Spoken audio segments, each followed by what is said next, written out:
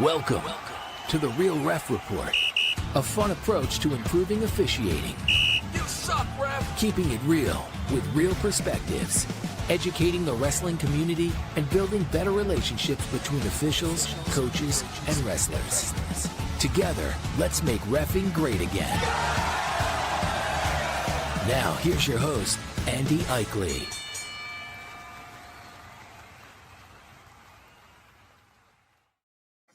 Welcome back, everybody. I am pumped to be back for season 2 and episode 8. And we're going to do something different this year, a little bit, some of the same type of stuff, but I'm also going to be doing some shorts, which is what this is. And I'm just talking about near fall today. There's a lot of different definitions or different ideas of what near fall is. You know, as a ref, we hear that's swipes or that's backs. And a lot of times it's not, or maybe it is. We do miss some, but I've got my. We're gonna do a quick lesson on just near fall. Try to make it short and sweet with some pictures and videos, so that we can kind of clear up any questions that people might have or misconceptions about it. I'm gonna introduce now my good buddy Matt Beck. He is a coach. I coached him 20 years ago when he was in high school, and now he is one of the guys from the Washington Wrestling Network. He does the 3A rankings, and we're going to do a little quiz on some near fall stuff today. Here he is. Yeah, not my favorite thing to be doing on a Sunday night is being quizzed on near fall. But I guess if you were to ask any other coach out there, they may not, want to come on and be embarrassed by not knowing when near fall is. But yes, as we mentioned, Washington Wrestling Network, this is the Real Ref Report podcast, season 2. You're 8 episodes in, but this is the first episode of season 2. So we just had Jamboree week. Most people did.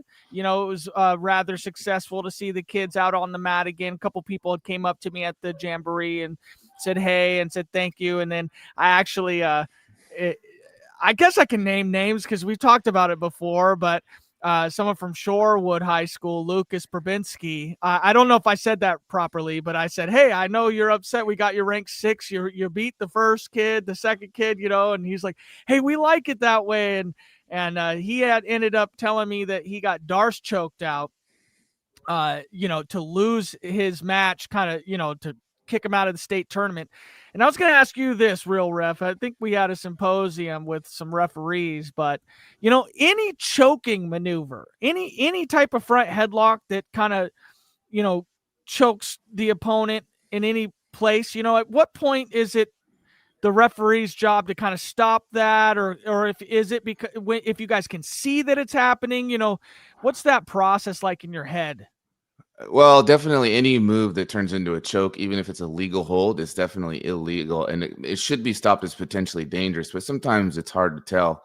I know there was a kid at state last year in Washington. And this actually happened to me one time. He was in a head and arm, and he bridged so far over the top that he ended up choking himself out and passed out. Now, it's a legal hold, so it can be stopped as potentially dangerous, but definitely you can't take a legal hold and turn it into a choke and say, oh, that's legal. I'm not sure I would call it an illegal hold, a point, but it's definitely potentially dangerous. So it's and I think potentially dangerous is the call that is the correct call. But what happens when like the match just happens on and the wrestler gets pinned, but after the fact that he was being choked and he got choked out? Can you call the pin back at any point, or as it's called, you didn't see the choke, you didn't know the move was even being applied in a certain way to where a wrestler was being choked, but the pin happened? That's a tough call. If the ref doesn't notice that he's out and he calls a pin, most likely the match is going to be over. But the one that happened at state, he did not call a pin, and the kid was out, and they had a big discussion for a long time in the center if they were going to let him continue to wrestle or not. And I think at the end they did let him keep wrestling because it wasn't a head injury. It was just a quick pass out because the carotid artery got blocked. But it's definitely a weird situation. I don't think the rule book has a definite, this is what you do in this situation. So,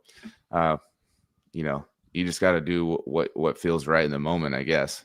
Well, and that's how rankings go sometimes, sometimes you see the win-loss, you don't really know how it happened. Sometimes, and thankfully enough, we do have some deeper insight into some of these things so that we can get access to it. But, when the state tournament comes and you take an L, you take an L, you got to move on. Luckily enough, you've got some more time to wrestle. But here tonight, we're talking about near fall. I'm excited. Yeah. So I'm going to start this off just by showing you a video, Matt. This is from last year college wrestling, and just your initial thoughts on after you see it, what you think. All right, so we're going to start here, and he's got him in a tilt. If you're just listening and not watching, this is one of those cheap tilts where you have one arm and the kid's kind of floundering. Just 2-1 counts. No backers. And now Aichele puts him on his back. Reversal, two swipes. We're going to have a break. Okay, so we'll watch it one more time. He's got him in this tilt. Okay, am I supposed to be counting near fall for myself? Like, what would I, if I was... Just this first situation right here. Just 2-1 counts. So I'll tell you what ends up happening. He does not get any near fall there. So what are your thoughts on that? Yeah, I think that to me, just by looking at this video, and for the audio listeners, go back and watch this on YouTube. It's a little easier for the viewership there. But I saw that as at least a one swipe, but he did come in and out of criteria. That's how it looked to me, up and down, in that position. And so is potential that he could have gotten two swipes if the ref didn't swipe twice. It's definitely not four swipes. I can hear that from, whoever's kind of doing the video. But yeah, that's a position that I think we see a lot of wrestlers in, just having that cheap tilt position held there. But if you're bouncing up and down, would you kind of say as a referee that would be the way to defend that? Kind of just to put, if you're in criteria, just kind of bounce yourself in and out of it? Yeah, and I think, let me show you this picture just as we're talking about it. So I'm going to add this picture. Now, this is not a tilt, but let's pretend like this is a tilt because he's on one elbow. The rule book, I mean, what would you think about near fall in this situation? It says right on there, so it's kind of cheating, but it does say this is not actually near fall because he's on one elbow. Which, if I was not calling near fall in this situation, I feel like the coach would be going ape nuts on me. Okay, so what you're trying to say now, is this every bit of near fall? So you're telling me every single time a wrestler's back is exposed, if they are on one elbow, it doesn't matter where the shoulders are or where the blades of the back is? Or? Well, it does. So thinking about this picture, let's look at all the criteria of near fall. So if we look on this one, it says criteria for near fall occurs when any part of both shoulders or both scapula of the defensive wrestler are held within 4 inches of the mat or less. So if you're on an elbow, most likely you're not within 4 inches because your arm is longer than 4 inches. Or when one shoulder or scapula of the defensive wrestler is touching the mat and the other shoulder or scapula is held at 45 degrees or less. So one shoulder has to be touching the mat in order for that to happen. Then the other one is, or when the defensive wrestler is held in a high bridge or on both elbows. So if you're on both elbows, that is near fall. But I mean, sometimes it comes up and down, and a high bridge is near fall. And I don't have the video right now, but we did show this video last year of a kid who was in that tilt and he's on a high bridge and his shoulder was not 45 degrees. And the referee was not calling near fall, which in that case is incorrect, because if you're in a high bridge, you should be counting near fall, even if you're not within the 45 degrees. Interesting. Okay, so that is unique, because I do believe I'm not going to speak for us, but I would say most people believe if you're in near fall opportunity, you high bridge enough to get your shoulders up off the mat or up beyond that 45 and you think you're good. But realistically, what we're probably trying to say here, to the letter of the book, especially from a referee side, but also from a wrestler side. The defensive wrestler should be looking to put their elbow on the mat to raise that 4 inches or above. Correct. So if you're in one of those tilts where they got your wrist, if you can get one elbow on the mat, you would not be in near fall criteria. But a lot of referees possibly don't know that. Most people think that should be swipes. So it's a difficult situation. So you might have to explain it to the coach, but one elbow is not near fall unless somehow the shoulder, the scapula are within 4 inches. But definitely, yeah, because you almost have to be kind of propped up on the elbow a little bit, because it's possible you could just be kind of leaning on your back, but your elbow right here, you're not really propped up on it. But if you're like kind of propped up on it, you're saying basically the distance between the shoulder and the elbow is definitely more than 4 inches. Correct. So if you take a look on this picture, it shows you kind of the pinning area and what the near fall area is. So if you're up on one elbow, most likely you're going to be more than 4 inches from the mat. So that would not be a near fall situation. But if you're on two elbows, that is near fall. It should be counted. The only time near fall is counted if you're on 45 degrees is if your shoulder is touching the mat. So let's look at a picture where sometimes we see this, where you're in this tilt right here. And notice how his shoulders are not, one of his shoulders are touching the mat at all. So he's not within 4 inches either. He's on top of the other guy. So this is not near fall, even though sometimes we start counting it a little early when they're in this situation right here. So you'd have to wait until some shoulder contact is being made.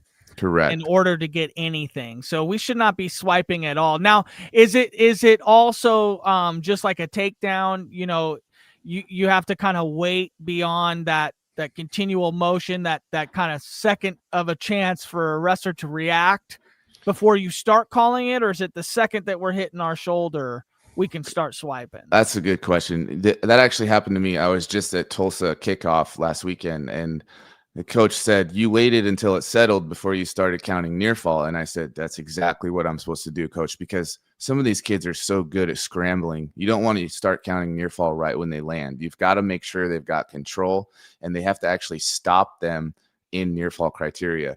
So a lot of times I'll catch myself when kids do like one of those rolls, I'll start counting near fall as soon as they get, but you're really not supposed to do that. They're supposed to stop them in criteria, and then you start counting. So definitely a lot of times people want to start counting right away, but if it's a takedown to the back situation, you definitely need to wait and make sure they don't scramble off their back real quick and that the takedown actually happened, because you can't get near fall until you have a takedown, and that has to be beyond reaction time. So definitely. Well, and then in most cases though, especially with these cheap tilts here, you're going to be on top position before you secure correct any of this in. Now, a question I've always had, or I mean, I know this answer, but just I know it's a question people have. When you're in a tilt position and you're taking a guy back, you get one swipe, you get two swipes, and he falls out of criteria. But then he's back in criteria. You don't go again for 3, 4. You go back to 1 every time they bop in and out of criteria. Correct. So you're supposed to start over every time. And a lot of times coaches will get mad because let's say I swipe 1 and they come out of criteria and they go back and I swipe 1 and they think I swiped twice when really I did not. I'm counting 1 each time. So definitely you have to start over. If you get a 3 count, then you go out of criteria, then you start over. You don't go, 4. So that's a good question too. But I want to watch this video one more time. So I want to watch the end of this video now, where the referee gets caught doing something that I've done before. So he counts near fall for Taylor, and you can see 1, 2, and as he counts 2, the kid goes off his back. Did you notice that? Yeah. Watch that one more time. He's going to get to that 2 count, but as he's counting 2, the kid rolls off his back. And this has happened to me before. So he goes 1001, 1002. Yeah, he's out of criteria before 2 even comes even close. Right, but the arm swiped, right? And so a lot of coaches will get on me because they'll say, you swiped twice. And so that can happen where you just start your swipe and they come out of criteria as it happens. And so a lot of times I don't give the points, and that just creates a storm because the coach will say, you swiped twice. And I'll say, I did. But as I was doing the second swipe, he came out of criteria. Got a comment here. So like football on a catch. Thanks. Vlogs with Noah 9294. Thank you for the comment. Appreciate you for joining us here live. So like football on a catch, we need to establish control before a swipe. Absolutely.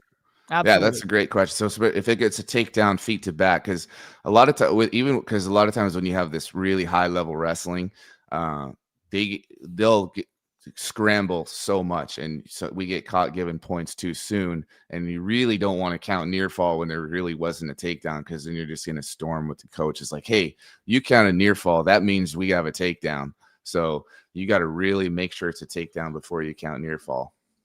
The video right there is super incredibly, like, I would almost say rare instance where you're counting near fall or potentially counting near fall for the one guy. The one guy goes right over to the other guy's back. You might have even, well, I guess it could be questionable on control and when control happened and happened enough for a swipe. But if a ref is just seeing somebody on their back and they're kind of like, oh man, I got to kind of wonder about whether or not I'm even getting my swipe in here because I don't want to cheat somebody from a swipe. And then all of a sudden you're 2 swipes in, 2 points. I mean, that's how quick it can happen right there.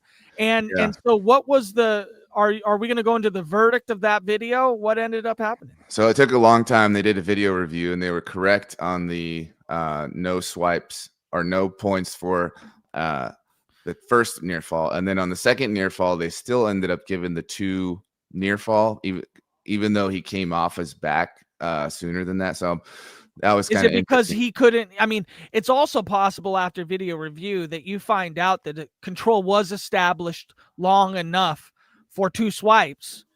Yeah. Yes. What would happen if the ref only swiped once and then a brick was thrown? You can do that in college. They video review and say, can we get 2 swipes for that? Yeah, I think you can video review in college for near fall for sure, because a lot of times they'll pull a kid back the opposite direction and we can't see that they were in near fall or we get there too late. That's a possibility. One of the reasons we need to get review in high school. But just want to show for the upper level matches, maybe not for everything. I can understand the concept, but yeah. Just a couple more pictures I want to show. This one is a high bridge. So you notice he's not 45 degrees, but it is definitely near fall because any high bridge is near fall. So a lot of times the ref won't call that because they're turned and they're not 45 degrees as well, but we don't need both. You just need one or the other. And then I'm going to show this one just because I'm a math teacher. This 45 degrees, because a lot of times kids will pass the 90 degrees and we sometimes count, or people want to count. If you look in the top left corner there, that's 90, just past 90, but 45 is actually pretty far. So a lot of times we get caught calling near fall too early, and coaches get kind of mad because I have seen some people think that it is 90 degrees. I mean, that's not very common, but or 45, you mean? Yeah. So 45 is a little farther than we might think. It's not just that you pass 90, you actually have to get to 45 for the near fall to happen. So there is way too much personal error that can be done there for referees. I mean, how else are you gonna how are you gonna tell the guy it was 45? You're gonna let him bring out a freaking protractor or whatever it's called? How do you know? So here's another picture. This is just past 90, and a lot of times we'll start counting, but you're really supposed to wait until it hits at 45. And then just one more. This is a tilt. This one would be near fall, even though his shoulder's not touching because he's within 4 inches. Now, how do you know it's 4 inches for sure? That's just kind of a judgment call by the official, I guess. Another one of these rare spots where the rules benefit the ref. or don't benefit the ref for that instance, because you guys, I mean, that's an incredibly tough job. 4 inches, I'm gonna eyeball that. You know what I mean? This is the one that's the most difficult, probably, because like I said, if you're not counting near fall right here, you're going to be catching a lot of flack from the fans, from the coaches, and you just got to learn how to deal with it as a ref, So this definitely, I mean, we've seen this position that's kind of an assassin, or it's a cradle, or, he could have an assassin there as well. But if he's on one elbow, he's not in near fall criteria. Interesting. Unless he by chance could be within that 4 inches, but right. Generally you're looking for that elbow. You're looking for a propped up position as a referee. Yep. That's good for everybody to know that. I don't know that anybody knew that. Okay. I'm telling you, I don't know that anybody knew that. Well, a lot of times I'll ask the coach, what's the 4 criteria near fall? And they didn't know there was 4 criteria. So just to reiterate one more time. So criteria for near fall is on the screen here if you're watching, but it says when any part of both shoulders or both scapula of the defensive wrestler are held within 4 inches of the mat or less. That's 1. Number 2, when one shoulder or scapula of the defensive wrestler is touching the mat and the other shoulder or scapula is held at 45 degrees or less. That's number 2. Number 3 is when a defensive wrestler is held in a high bridge. And number 4 is if you're on both elbows. So there's only 4. So it's not too terribly hard to remember. And then if you look at this picture, it shows you what the pinning area is. That's one thing that we get a lot is, oh, my shoulder was up. Well, your scapula was down. So, it's not just your shoulder that is the pinning surface. Yeah.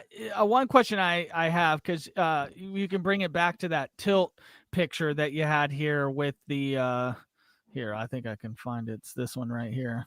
Yeah.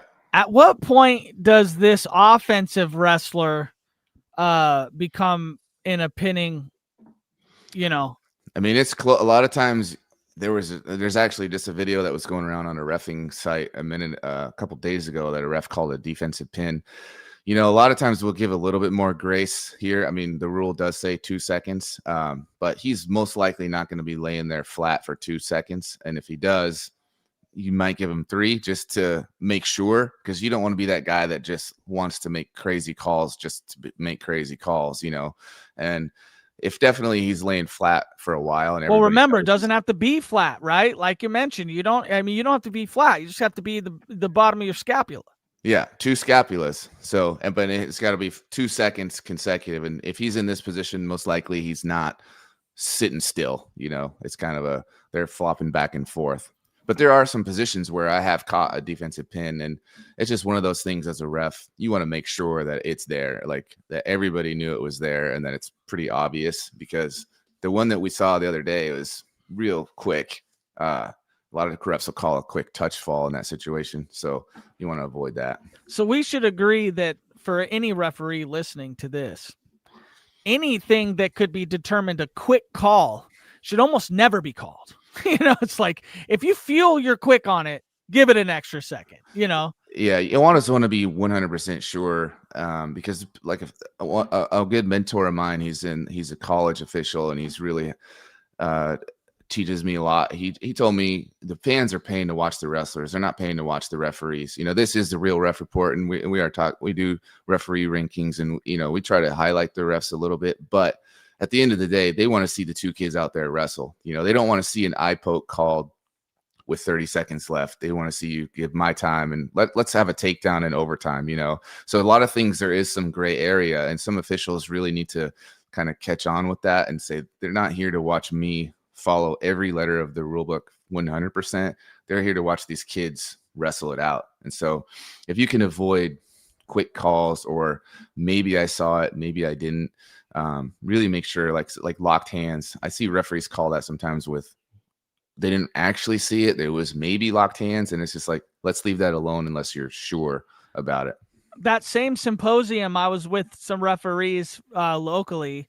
They had mentioned that it's actually completely legal to lock hands, to touch hands, but you have to give that wrestler that hair of a second, that reaction time to unlock. At that point, if he continues the lock, I mean, we're talking, not just slipping behind, but he's in our lock. Okay, didn't break it. That's a call. But if it depends. Break it. It depends. So only if you're returning from the feet. So if you're returning from the feet, you have reaction time to let go. But if it touches overlapping, at all. It doesn't have to lock, but just overlapping.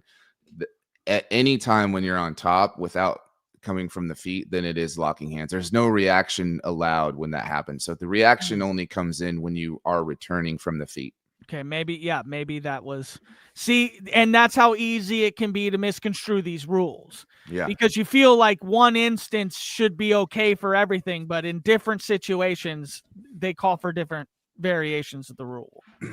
Yep. All right, Matt. Well, I appreciate you coming on here. Do you got anything about near fall you want to add? I wanted to keep this short and sweet, just talking about one thing if we can. Yeah, I like that little half-hour pod. Those are nice on a Sunday night. You didn't quiz me too bad. I thought maybe I was going to get 17-page quiz here. I got the one. I thought I did good. Yeah, you did pretty good. No, I wasn't trying to make you look bad or anything, but I think all of us, even when I was coaching, there's stuff that I could learn. And even as a ref now, I learn stuff every time. And so I appreciate you coming on, and I'm looking forward to this season and what we got coming up. So check out the Real Ref rankings that we just put on too. So a few of those guys will be at the Edmonds tournament next weekend with me. So I'm looking forward to it. Yeah, let's talk about our schedule real quick. Vlogs here again with another comment here. Go Ollie Bears. Oh, yeah. Yeah, there you go. Schedule. So you're going to be at the Edmonds Invite, one of the referees there in rotation this year.